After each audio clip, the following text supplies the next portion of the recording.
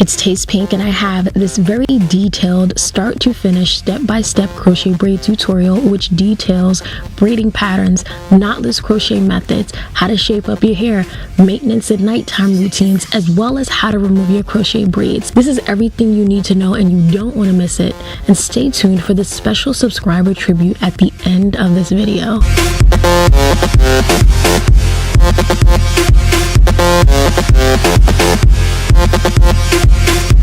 For this style, I'm using AFRINAPTURAL's Quick Curl On in the style BECCA Curl, and this is the 20-inch length. I purchased 3 packs of the color T1B27 and 3 packs of the color T1B30. As you guys can see, the hair is very curly, it has a beautiful luster, and I'm definitely excited about this style. Now I wanted to begin working on non-stretched hair. You guys can see my true texture and length when my hair is air dried, and I wanted to first start with a moisture routine.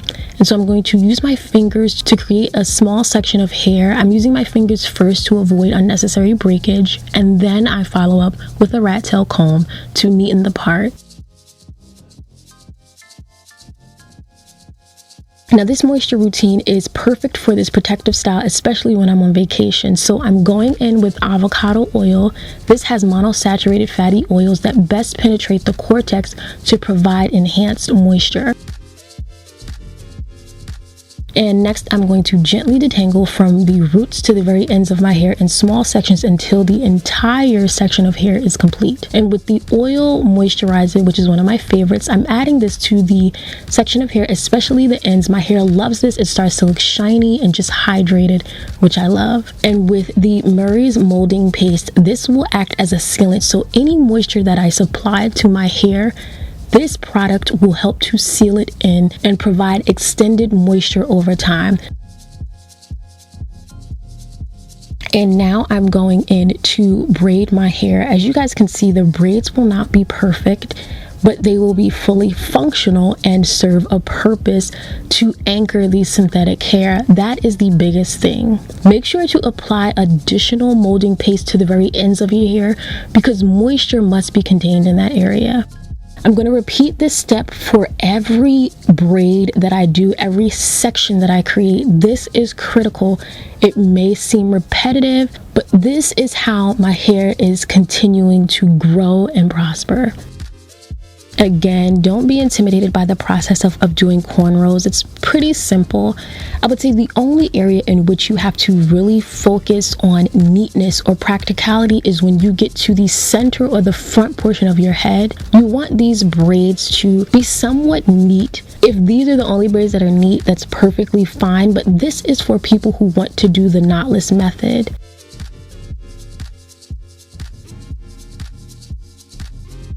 And also, I highly encourage you guys to take the end of the previous braid and connect it into the next braid or the current braid that you're doing. It helps to keep the ends sealed. It will prevent breakage and it just helps the style, and it's less exposure for the ends. It just works so much better.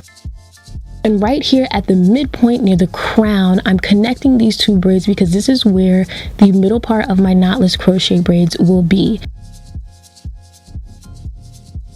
And again, I'm taking the end of the previous braid and connecting it into the body of the current cornrow. And I did that for the entire head, and I only ended up with 2 ends that were exposed. So I'm going to crochet the ends into the body of a cornrow all the way to the opposite side, so both of them are secured in place. And to take it a step further, I'm going to sew this down. I recommend sewing the hair down if you are a beginner and you wish to remove your hair yourself. This is going to save you a lot of trouble and prevent you from cutting your own hair. Now, you guys, this is something new for me. I was going to take a satin scarf and apply it just above the area of my nape because I'm going to give myself a little bit of a shape up. Yes, I was very nervous about this, but this seemed most practical to me. I did a trial run and you guys can see I'm not even cutting my hair, but I'm getting accustomed to the motion and the pressure of the clippers. And once I was comfortable, I used the edge of the scarf as a guide so that I don't cut too much of the hair at the nape. I wanted to clean up this area. Sometimes if your kitchen is wrong, you feel wrong, and when the wind blows, you just feel a mess. So I was so glad I did this. I highly encourage it. And also, to take a precautionary measure, I'm going to take this tea tree cleansing toner and clean up the area of my nape right before I go into moisturizing and massaging my head once I've completed all of the braids. This is a very important step. Now I'm starting at the very base of the braids at the nape, and you guys can see I'm pivoting my latch hook and it's pointing downward. When I insert the hair, pull it in the reverse direction and relieve the latch hook. It's a lot cleaner. The knot isn't too bulky. It's not exposed. It's all about how you pivot or angle your latch hook. I'll let you guys take a look at this motion, but I placed the knot at the back 2 finger widths apart, and I would crochet in the color T1B 30, and then I would crochet in the color T1B 27. I wanted an equal balance of each color, and I wanted equal highlights throughout. I loved how I did that. So that's a tip that I highly recommend.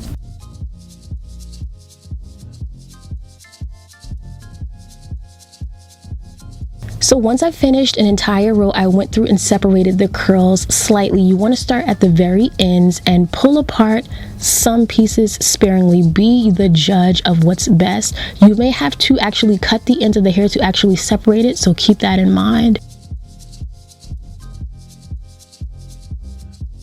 When I move on to the next row, I'm using the 2 finger width rule. And at times, if you guys watch closely, I will push the latch hook underneath the braid. But if the braid is larger and the body of the cornrow is a little too bulky, I'm going to push the latch hook through the cornrow, through a small section of the cornrow, versus pulling the latch hook underneath the entire braid, because that will create a knot that's a little too bulky. And I'm just going to take the hair, twist it into a 2-strand twist, and secure the ends with a scrunchie. This is to elongate the curl. You guys will see what I mean when I do the next section. This curl was very tight. It says it's 20 inches. That's kind of misleading because I thought it would be a lot longer. So that's why I'm going through the process of 2-strand twisting the hair and trying to elongate it.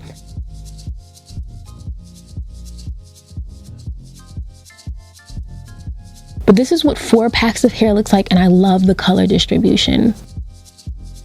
Now, once I reached the very top of my crown, I started to take individual curls, cut the very ends, caress them a little bit to kind of get them ready to separate the hair into smaller sections. With this type of curl pattern, you can separate the hair 1 to 2 times. So definitely be careful. It will create a little bit of frizz, but it looks very natural. I love that look for the front of my head because I feel like using the large curls at the front, it just didn't work the best for me because my braids get smaller as I move towards the front, especially near the hairline. So keep that in mind.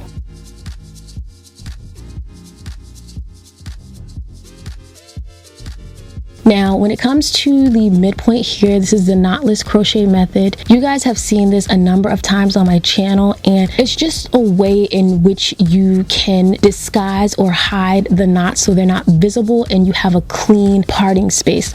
So it looks as if the synthetic hair is coming directly out of your scalp. I highly recommend this. If you guys need additional tutorials, I will have them linked in the card section in the top right, or you can refer to the description box for a more detailed approach. This is still very beginner friendly, but I did this so that you guys can see the handwork and how easy it is with this very springy curl pattern. And I wanted to show you guys how it looks on the opposite side when you're doing it with your non-dominant hand. It can be very cumbersome. I even have to take my time, slow down, and make sure I don't mess it up. So once I'm done, I just started to trim the ends of the hair before I start to separate the curls. That's very, very important. Trim the ends of the hair prior to separating the curls. But what I began to do was like drag on the hair, pull the curls, extend them and elongate the length because it was a little too short for me. This length is not really normal for me. So I just wanted to make it a little bit longer, and I think I did a pretty good job. And as you wear the hair, it definitely begins to elongate and it looks even more natural.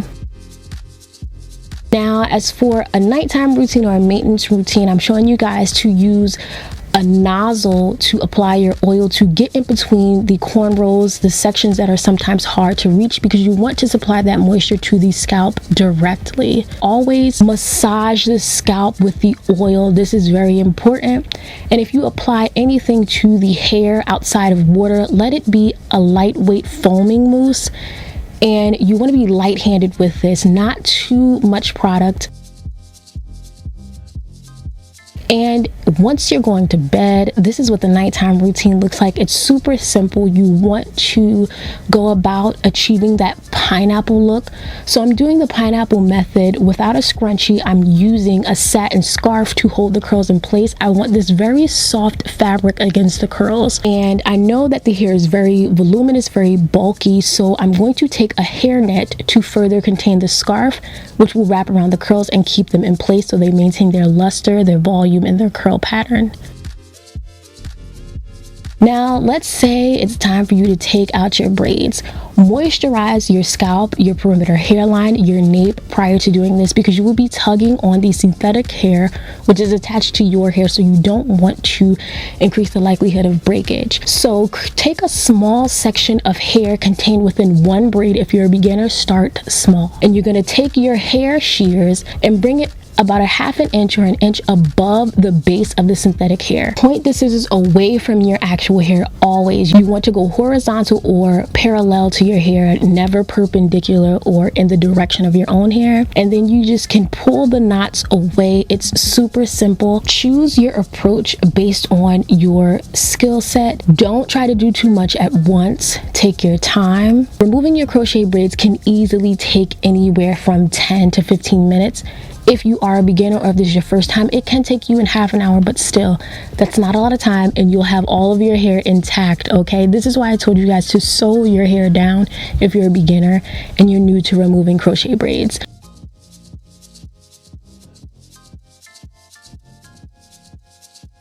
So this is the special subscriber tribute. I appreciate you guys so much. Thank you for just using my styles as inspiration. You guys continuously inspire me, and I'm so thankful to have such an amazing group of people who follow me. Be sure to check out more of my crochet braid content. The playlist is so lit. Subscribe, give this video a thumbs up, and comment below. This is such a beautiful family, and I'm thankful to have you all.